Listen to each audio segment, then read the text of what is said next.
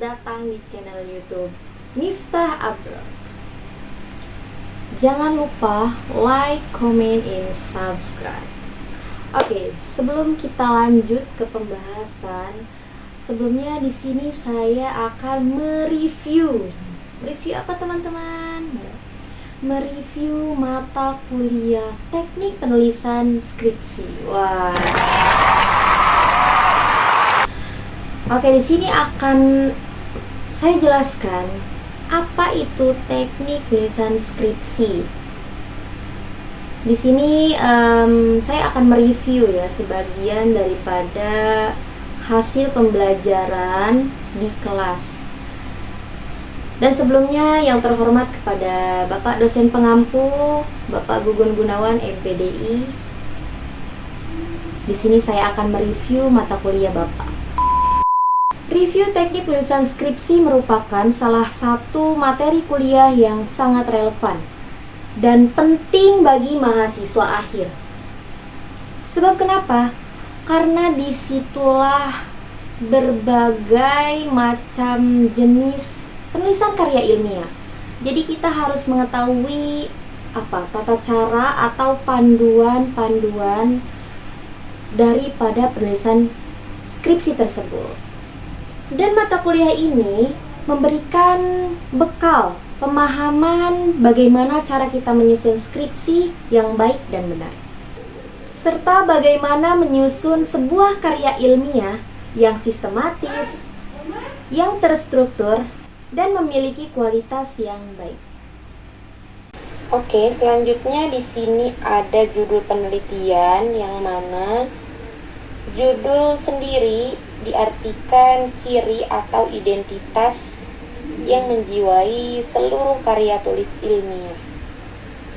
Dan judul juga diibaratkan sebagai kepala ya, yang menjadi pusat perhatian. Oleh karena itu, judul memiliki pusat perhatian yang menggambarkan isi daripada karya tulis ilmiah. Lalu ada langkah-langkah dalam menentukan judul. Seperti apa langkah-langkahnya itu? Nah, di sini yang pertama ada tema, yang kedua ada topik, dan yang ketiga judul. Langsung saja saya jelaskan di sini tema. Temanya itu tentang pendidikan. Lalu topiknya semisal tentang pembelajaran. Lalu buatlah antara tema dan topik ini menjadi sebuah judul. Contohnya seperti pengaruh metode pembelajaran Snowball terhadap hasil belajar siswa. Jadi, dalam langkah menentukan judul itu harus terkaitan dalam 3 langkah tersebut melalui tema, topik, dan judul.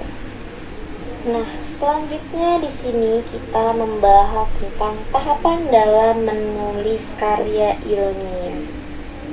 Seperti apakah itu? Oke, langsung saja pengertian daripada menulis ya.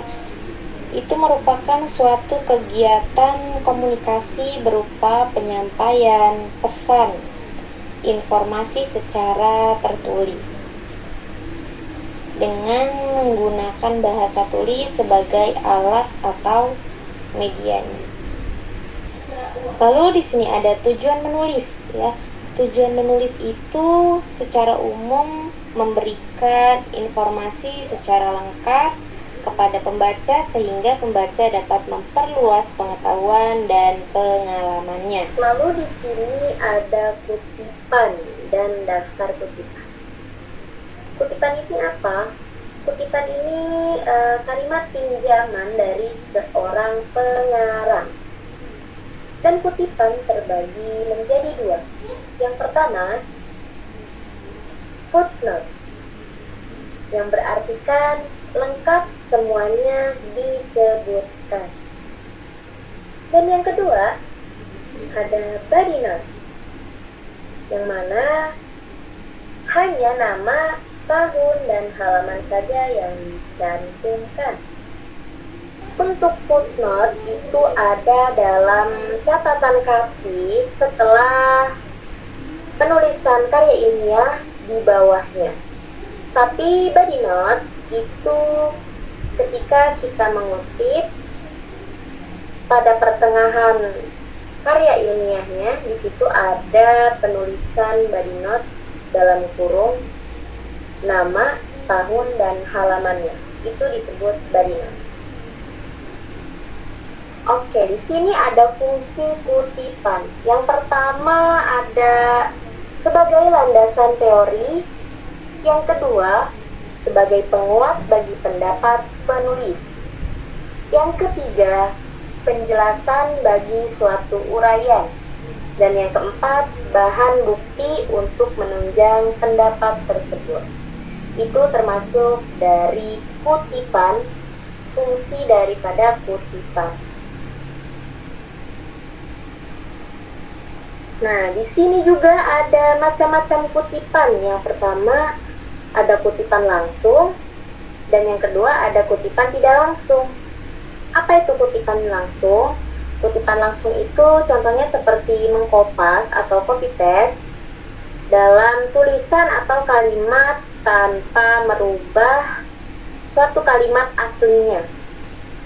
Sedangkan kutipan tidak langsung, penulis tersebut tidak menulisnya dengan sama persis mengenai tulisan atau kalimat yang dikutipnya. Itu perbedaan antara kutipan langsung dan tidak langsung. Audio Jungle.